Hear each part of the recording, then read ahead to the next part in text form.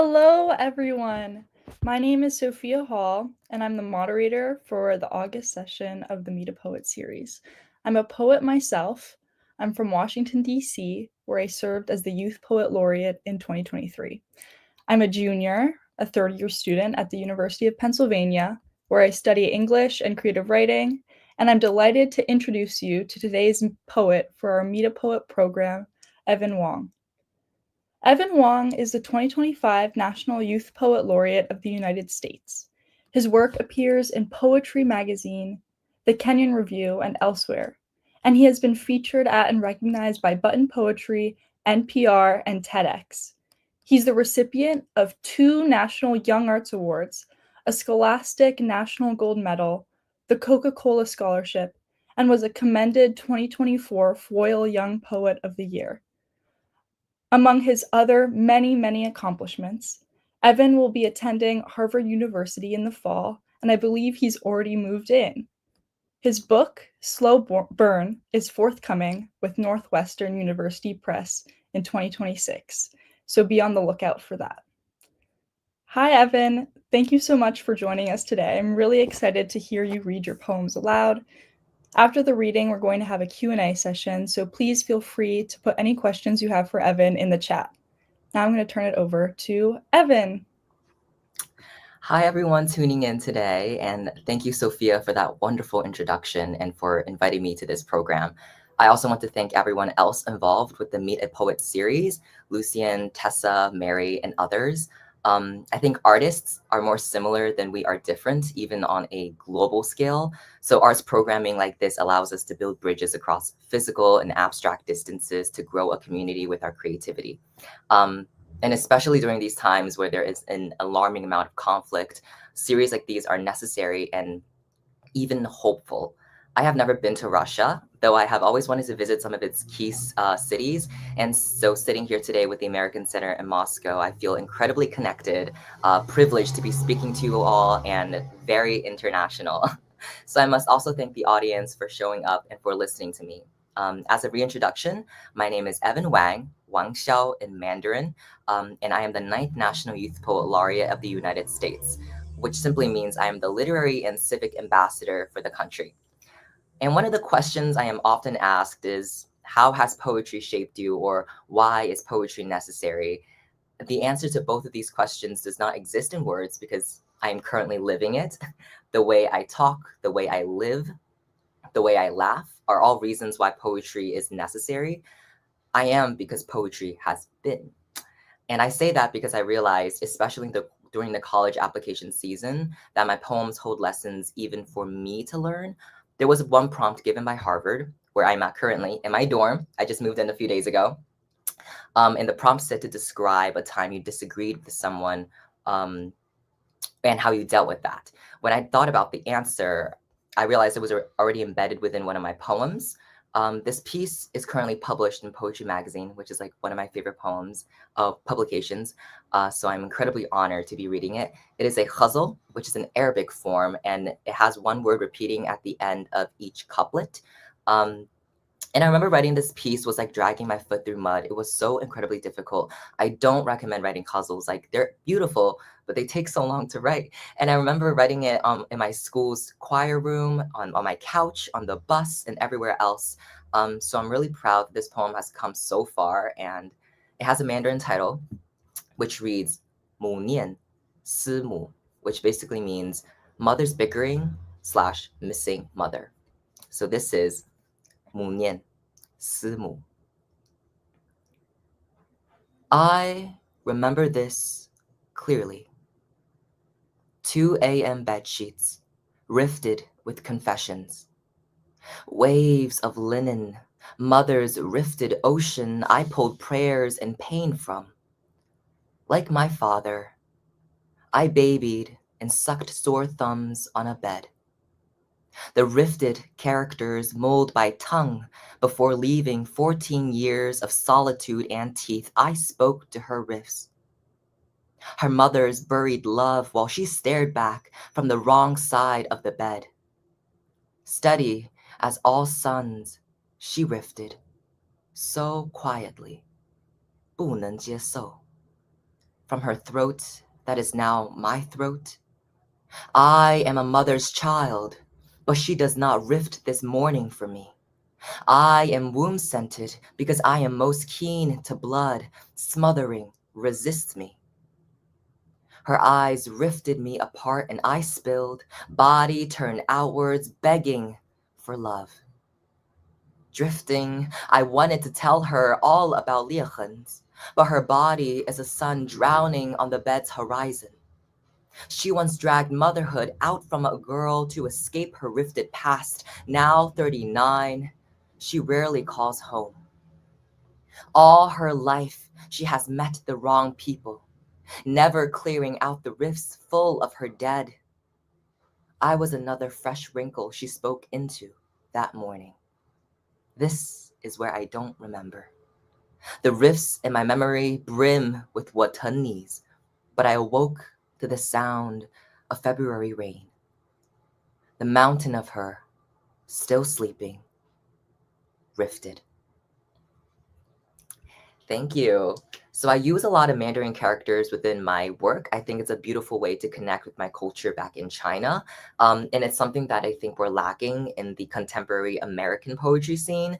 So there are a lot of Mandarin characters that I use, like such as 不能接受, which loosely translates to cannot accept, or 裂痕, which means rift, which is the word that I'm repeating throughout this hustle.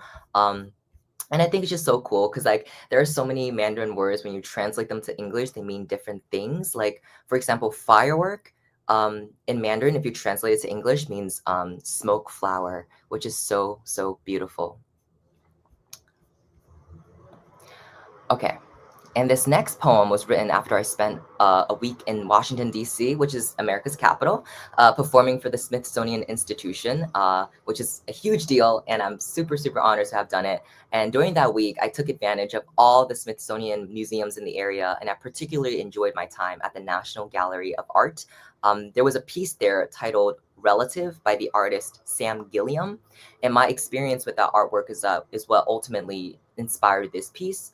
It is my most recent poem and one written when I just didn't really care, because I took this advice, which basically said, write like no one is reading. And it was the mantra by which this poem was made. So have mercy on this poem because it's quite in shambles, but I think that's the beauty of it as well. The Artist. As the night moves on, I think about how home has a definition, that we have a definition too. Does poetry or love require a definition? Is everything not relative to everything around them? In DC, there hangs a sheet of unstretched canvas in a gallery, strung up in bundles. The artist had drowned it in paint, and where colors chose to gather depended on the height of each bundle. I sat on the metal bench across from its desperate shape, leg crossed over leg, and around me, the gallery was empty. Perhaps because I entered the gallery, it finally emptied. 3 security guards watched from the entryway while I sat there. They saw how I wore my solitude, how I questioned questions. One of the few truths in art is there is no such thing as random, nor is there such a thing as certain. All things are on their way to desire. Everything wants to be changed by something. What I wanted as a kid was to forget these cruel definitions. Like us all, I grew to only write them. Thank you so much. Now that I'm reading it, I feel like that's actually a pretty good poem. I'm pretty proud of it. So in January of this year, which genuinely feels like yesterday, I read for the first time a book that has now become one of my favorites, and it is Transit by Rachel Cusk. And at the time, the word transit immediately resonated with me. I was on the cusp of college during that time, freshly entering my role as the Northeast Regional Youth Poet Laureate. Now I am the national. And also I was going through so many senior traditions and events as a senior in high school. And that's like a pretty big deal in in America, like you have senior sunrise, senior breakfast, senior award ceremonies. Like it's just such a fun time. But it reminds you like, wow, you're actually growing up and you're entering adulthood basically. So I was experiencing an emotional transit as well. I felt suspended in the air, neither at my start nor at my destination. And I was stuck in this slow moving transit. So it was incredibly depressive. I think the gray weather we had in Pennsylvania, which is the state I'm from, also played a huge part in it. And in response to that depression, I wrote this piece as a form of inquiry. I think I also wanted to see if I could tease a remedy out of myself and also encapsulate all the particular images I was focused on during that period of time. So this is that piece, and it's titled Daybreak. All of this snow is weight. I bury my tracks in transit, the quiet climate of lording clouds threatening to break above me. In this light, I am a passenger headed elsewhere. Forward and backward between villages and cities, I travel from myself to myself. Laid across me is the unforgiving territory of winter, where, for miles, snow gathers on telephone wires high in the blue dark. And small migratory birds flock into one feeling, searching for warmth in their feathers' friction, then scatter. What, in passing, the street lamps illuminate is not real, but rather the drifting dust of snow. It blinds destinations and locations alike. These are the hazards of this feeling. I note them, then throw snow all around me like a child. Look, I too can shape the world. What more do I want from this? This, the distance stretching every direction, glistening with melt. How good it is to forget how far I have traveled, how I am nowhere. Thank you so much. So this is the last poem, and I know it's so sad, and you want to hear more, but it's okay. I will end with one of my personal favorite poems, and I end almost all of my readings with this piece because it has such a nice and hopeful message, which I don't regularly write about. This poem is also currently being taught in Nigeria, and it is one of my most popular poems, which I am so happy about because I wrote this piece with pure feeling. And I think the world currently needs more love, so I will end with this love poem. The Whale. Every sky held you like you were born into it. Their wispy clouds cutting barnacles away from your underside, holding you in still life. I watched from below, the sky burning with blush. In my restless city full of time, I traced myself through for a better view of your flippers, cleaving air like love. You were singing your song, incapable of damage. But lately, foreign wailers from cities I have only heard of, never seen, whisper that your heart holds miles, weighs as heavy as distance.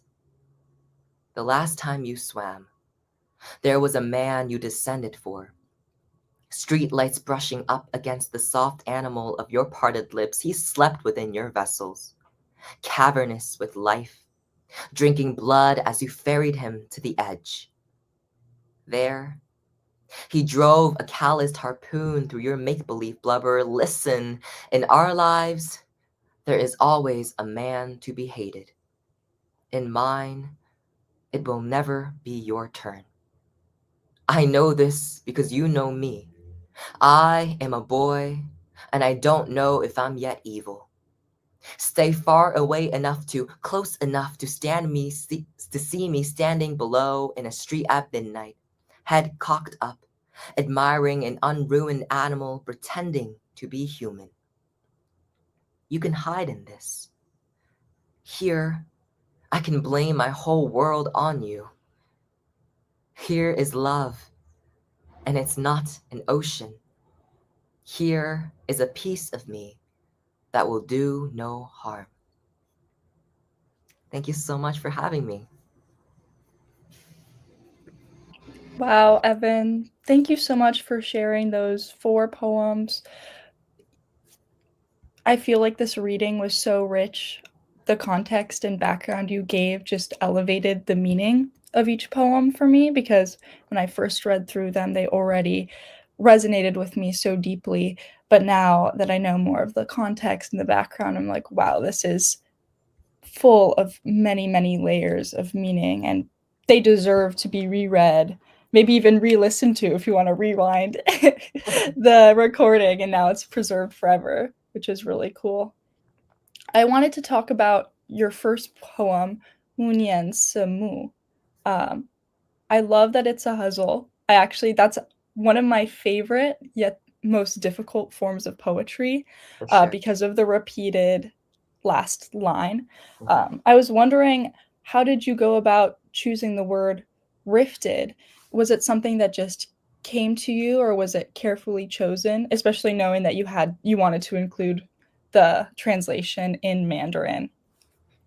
Yes, what a wonderful question. I think one of my substitute teachers when I was still in high school also asked the same question. He came into the class and he saw me. He was like, I read one of your poems online. I was like, no way. So he also asked me why I chose to go with Rifted. And I think a lot of my poems start in the same way, which is that I obsess over a single word or an idea that just keeps sticking to me. And during that time, I just really loved the word rift. To me, it sounded so sharp. It just kept sticking to my mind, and I just didn't think that the word rift was used a lot in poetry.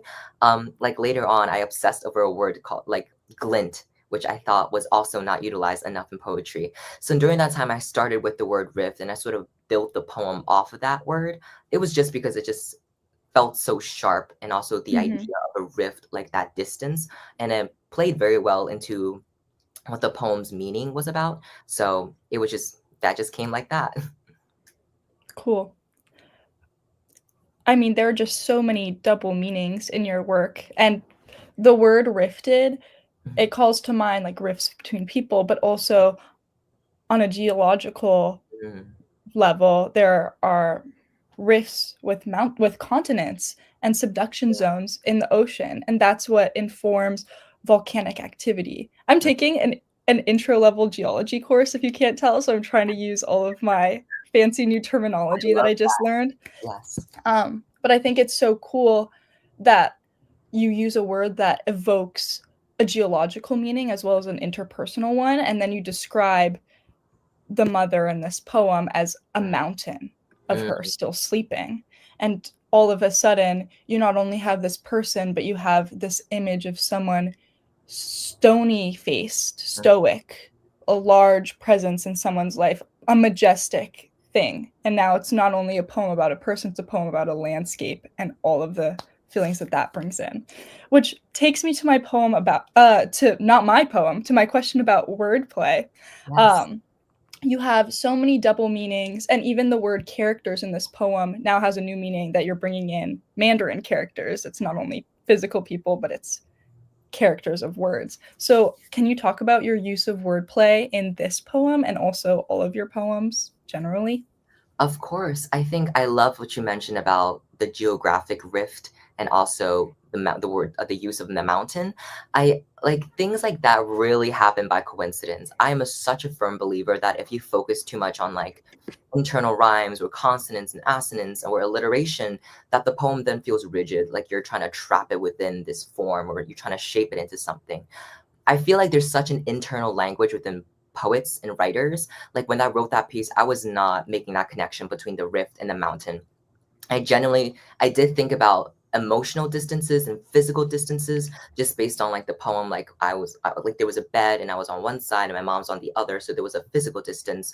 And at the end, I vividly remember writing that line about the mountain of her still sleeping.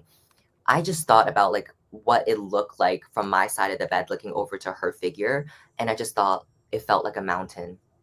And it made complete sense and within the context of the poem. I think when you're writing the poem and then you're getting to a certain mindset where all you're thinking about is in relation to the poem, so your thoughts automatically become in tune to the theme. And so I wasn't thinking about the geographic mountain, but somehow it still worked and it fit perfectly within the poem. And it happens in so many other cases within my poetry as well. I write the lines, I read it back. I'm like, wait, there's such a beautiful internal rhyme going on here, and the images align. And I think that's the beauty of a sort of the work, the flow of creativity, and that's so powerful. Yeah, I think that's also part of how you live poetry or how you can represent poetry in daily life. It's just you're so attuned to this medium of words that we're using every single day. I mean, artists who use paint to make paintings, like in your next poem, The Artist, Mm, um, paint or canvas is their medium, but our medium is words, and everyone uses words. It's just up to people to decide how they want to use it, which is really cool. I also wanted to point out the fact that this poem is a bilingual poem, which really brings across your cultural heritage. And I was curious, there's a big, sometimes it feels like a debate, but it's more of just a conversation of how we should include other languages in mostly English poems. So, why do you think you chose to include Mandarin characters the way you did and provide the translation at the end? mm. I think there is such a big responsibility, as an American-born Chinese to bring that culture to America, just because contemporary Chinese poetry is so heavily censored. And I would love, there's such a long history of poetry in China, and there's such beauty with it that I think would enhance American poetry as well if I just incorporated it. And also, I was thinking when I grew up, like I didn't get to read a lot of Asian American writers, and I didn't get to read a lot of especially Mandarin characters within poetry. And I always thought when I performed in public spaces, like at the Smithsonian, if I had poems that had Mandarin characters, say someone stopped by and they were an immigrant and they didn't understand a lot of English, and they would hear Mandarin come from my poems. If they see Mandarin within like publications or hear it on stage, like they'll feel seen and within community. And I think that's such a powerful thing, right? And that's like what poetry is. It connects us to each other. And if I have that privilege to do so, and if I have that ability to do so, why not? And I just loved, like, also just incorporating it. It's just such a beautiful way of connection. And I think it's also a way to reach out to my peers and also my cousins, especially, who don't speak a lot of Mandarin, because they assimilated to the culture, which you cannot help but do, especially throughout the process of immigration. But I think writing it within poems is just a beautiful way to encourage other people to stay connected to the roots. Yeah, I studied a little bit of Chinese in school, and one of the things that I was most struck by was the tradition of poetry, especially during the Mid-Autumn Festival, um, Yes. because I loved hearing all of these poems about homecoming and returning home or longing to return home, but you're not able to because you're stuck in a palace somewhere. Mm, Um, I also think that including the characters allows for a lot more nuance in the meaning, which I love to dig deep and investigate.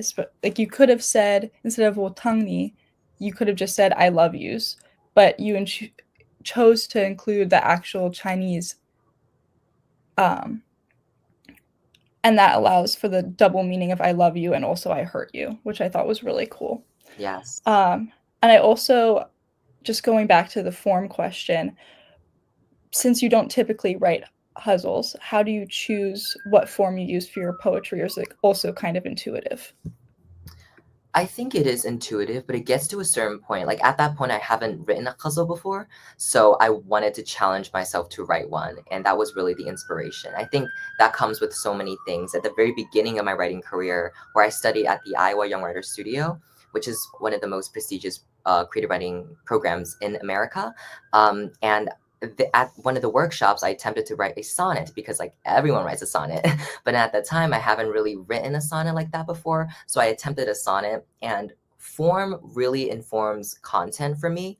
And when I feel stuck with a poem, I try to rearrange the form and see if any new ideas will sprout. And I would say 100% of the time, new ideas would sprout.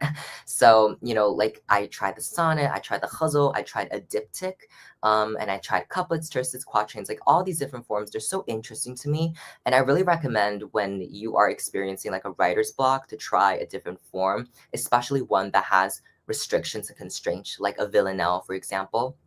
just because it really forces you to write within a certain parameter. It gives you like these guardrails to follow instead of free verse, which can become very intimidating.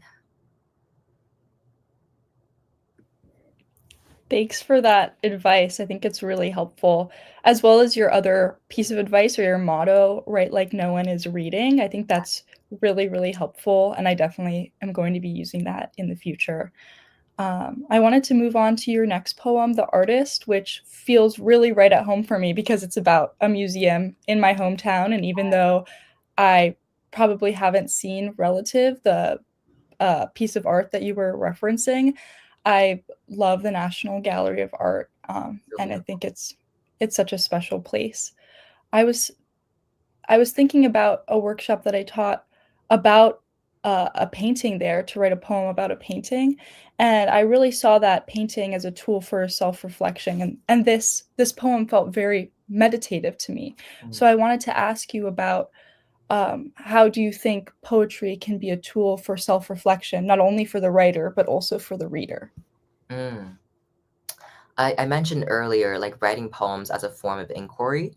I think when I'm writing poems, I'm not thinking about the end. I'm not thinking about how I want to end the poem. If that's the case, then the poem, sorry, it probably won't turn out as good as it could be.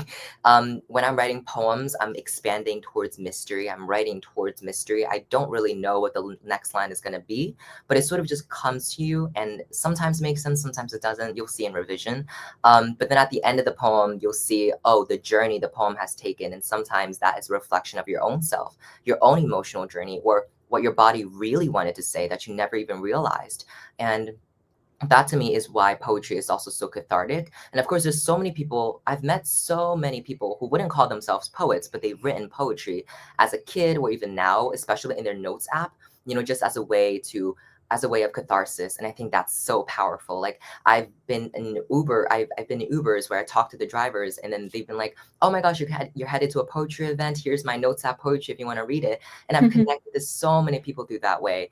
And that's like poetry, again, it's just such a way to gather community, and its relation to art is almost the same. I love contemporary art and modern art, even though a lot of people don't like it. They're like, this is just paint blotches on the canvas and lines. Like, what does this mean?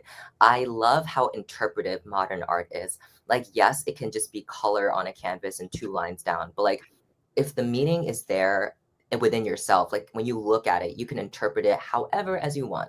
And I think that's so powerful to me. And that's why Relative, even though it was just canvas hung on a wall, but I sat there and just kept thinking about it and how it related to my own self, my emotional identity, my physical identity. And I think that's also the same with poetry.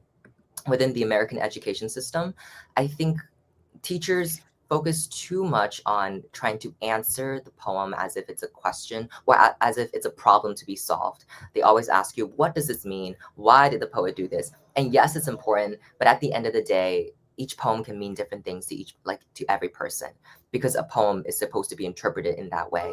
I like to believe that at the core of each poem is just pure feeling. Like, it's a feeling. That's why I connect with so many different poems, even though I don't necessarily mean get what the author intended, but I know what the poem means to me, and I know what feeling the poem gives to me. And that's why I appreciate so many poems, and that's why that art, Relative by Sam Gillian, resonated with me so much, because I found my own meaning within the artwork. I like this reframing of how you approach a poem. I think that that can be helpful to anyone looking to read a poem on their own or wanting to teach a poem to someone. I was wondering, you were mentioning how poem is pure feeling and how a lot of poems resonate with you even if you don't necessarily relate to them. Mhm. In your poem, The Whale, I felt like the line, "The soft animal of your parted lips," just really evoked Mary Oliver's line to me, the Yes. one that's like, "The soft animal of your body." Mhm. I was wondering, I also, in my poems, I feel like I have to bring up this lineage or like kind of inheritance of poetry behind me and bring it up and make sure that's highlighted as well. So, what do you think the role of the poet is to make sure that all poetry kind of gets in conversation with each other? Do you think that is part of the responsibility of being a poet, or do you think that you can just have a poem that exists without reference. Is that even possible? See, that's a good question because I do think it's impossible.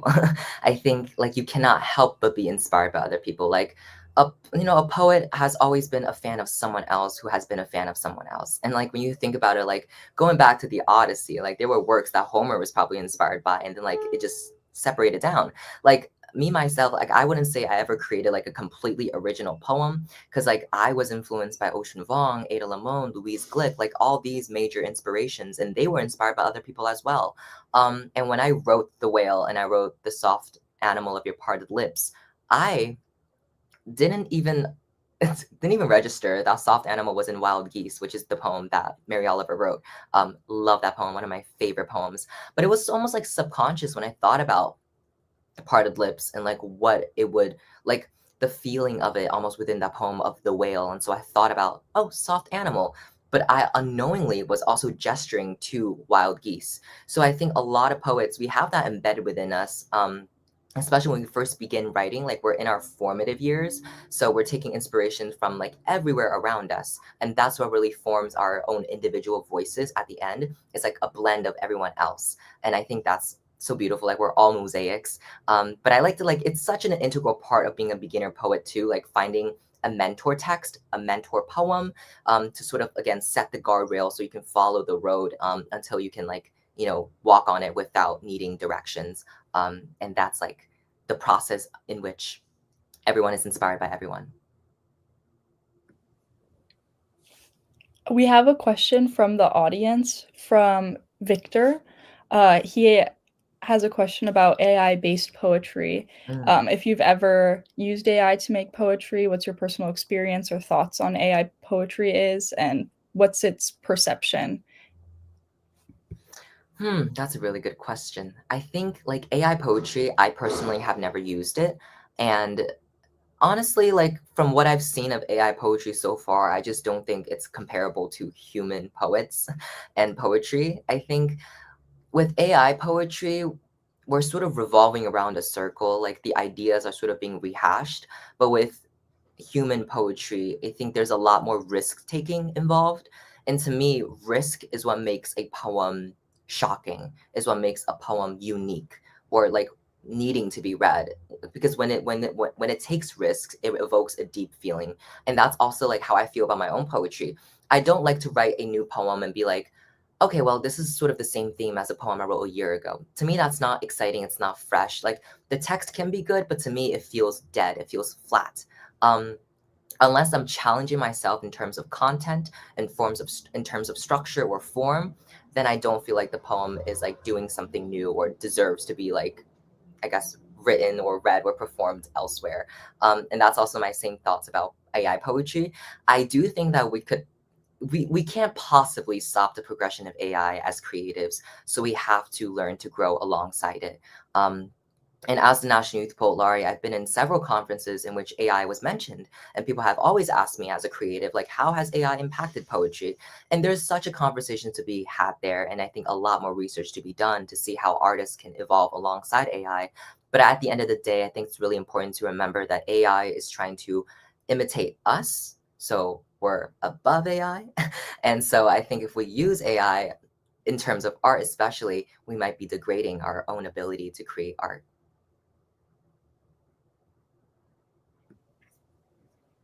I think being a poet, there's a lot of hidden work inside of it. It's not just reading the poems and then writing your poems. It's also submitting it to contests, it's editing and revising, and it's just all part of the work. I think probably submitting to contests is the most stress-inducing part, and if I could choose one thing that AI would replace from my job, my role as a poet, it would probably be that, not the writing of the poems, because that's really the soul work for me. It's getting down to what really it just feels like life work. It's something that I've been since I started writing, and I will still be until I stop writing. You've mentioned a lot about becoming the National Youth Poet Laureate, and I was wondering, how does having a national and even global spotlight on your work have changed the way you write poems or organize community events? Mm. I I can't I can't say it hasn't impacted me, although I want to. Like, I do think that in some ways, yes, it's so cool to be the National Youth Poet Laureate, but especially on the Harvard campus or anywhere else, a lot of people don't really know what that title encompasses. Like, it sounds cool, but people don't really know how vast that title is, how important it is. So I always feel humbled, and I always still feel like I still feel down to earth about my work. But I do have to say, I've written the poems I've been writing recently have been all encompassing almost, because now when I write poems, I always feel like I'm addressing a nation. I'm always addressing like a large group of people. Like at the Smithsonian, for example, they asked me to write a poem for the opening ceremony. So like again, I was addressing all young people across the country. So I'm sort of being forced to think in this mindset where it's not just me again and again and again. Like it's no longer just like confessionalism, a lot of eyes, but rather writing to a large public, writing to people knowing that they're going to read the piece. And that's a different mentality to write in. And whether that's good or bad is really up to you. But that's definitely been a big change I've witnessed within my work. And it's been great in terms of community organizing to have this platform. I feel like it's so amazing to support the artists, support the poets, and advocate for the creatives. We so need that, especially during these times.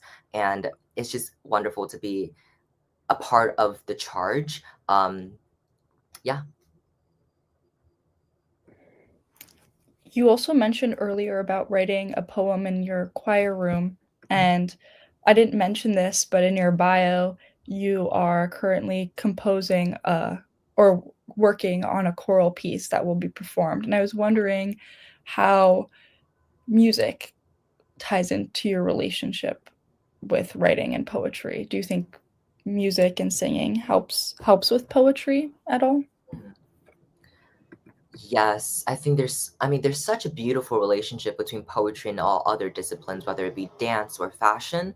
But with music, I just feel really akin to, just because like at the very beginning of my poetry career, I used to look at song lyrics and I thought those were so poetic and those are what inspired me. And then, I sang in choir for so many years. And now, as National Youth Poet Laureate, I really want to expand poetry's territory in entertainment. So that's working with other forms of media and popular culture, such as songs, such as fashion. Um, and I like to think that poetry at the very beginning in Greece was also in songs. Like that was how it began. But I think we've lost sort of sight of that. I think a lot of the recent songs, the lyrics can be quite lackluster. But yeah, I just really want to contribute and turn poems into songs. I think that's just such a beautiful concept. So I am currently working with the Mendelssohn Chorus of Philadelphia and composing a new choral piece, which is so amazing, especially having been a choir kid. And I actually have so much luck with music so far because I've also had other composers reach out to me. And so I'm actually meeting with another composer tomorrow morning to create a song cycle based on a series of poems. And I've also had producers, pop singers come up to me and ask me to like collaborate. So I'm so excited to see how poetry and music can continue collaborating across this next year. And you might find some new content on my website with new songs and such. And I'm very excited to see how that progresses. Wow, that's so exciting. And we have another question from the audience. Who are some lyricists who inspire you? Yes, that's a beautiful question. There's this I want to say they're kind of indie. This is a band in England. They're from the UK and they're called The Daughter, and they have a song called Youth, which I think is their most popular song. And they have also a bunch of other songs, but every single one of their songs, oh my goodness, just so beautifully written and really like cuts deep. I love Daughter. I love Florence and the Machine. They do such amazing work. I was obsessed with them during quarantine. I memorized like the track list and everything. On the like Frank Ocean, beautiful lyricist. I also love on the other end of the spectrum. I do love SZA. I think SZA does really good work, especially in Control, her album, just because it's just so raw and honest, and it works so well with the song. And I think that's what good lyrics should do. Mhm. I have actually a book of Florence and the Machine's lyrics, which is I think is really cool. Oh my It's goodness. kind of like we're talking about poetry turning into song, but it's her songs being kind of turned into poetry because it's just the text on the page that you can flip through. We're almost at time for our session. I was wondering, you mentioned some really helpful pieces of advice, such as write as if no one is reading, talking about going into a poem with constraints. Mm. If you could give one last piece of advice for how to live poetry in your life, what would you say? I mean, don't be ashamed of what you find to be beautiful and be confident in your sense of beauty. I think to live as a poet is to live a pretty different life. And I have gone through, like, I have walked with my parents and I'm like, wait, I need to take a picture of this leaf in the puddle, or I need to take a picture of this wall. And they're looking at me like, why do you think this is beautiful? I'm like, I just think it's beautiful. And I think that's so important to a poet, to have that particular sense of beauty, because that's what you're writing about. That's what's going to appear in your poems, what you find beautiful. And to live a poet's life is to find so much beauty and romance in everything around you. So if you're thinking, oh, that's not like actually beautiful, or you're not confident in your vision, then you're not going to succeed as much in your own poetry, because it's not going to have that voice, your own individual voice. To be a poet is to find beauty everywhere, even in the pain, even in a dark situation. So thank you for that piece of advice. Your work has been so beautiful, and I'm really grateful that I've been able to have this conversation with you. For those who want to follow along with your work, you mentioned your website. Are there any other upcoming publications, performances that you'd like to share? Now that you're asking me, I'm like, do I know? I'm gonna have to check my schedule, but not that I know of. In November, I might be flying to London for a performance, but like, we'll see about that. Like, even if it's open to the public or not, but that's pretty cool. But yeah, just keep in touch with my website. Follow me on Instagram, LinkedIn, things like that. Google my name sometime soon. might be new search results that pop up. But yeah. Really exciting. It's been a privilege to talk with you. Thank you so much. Thank you for having me.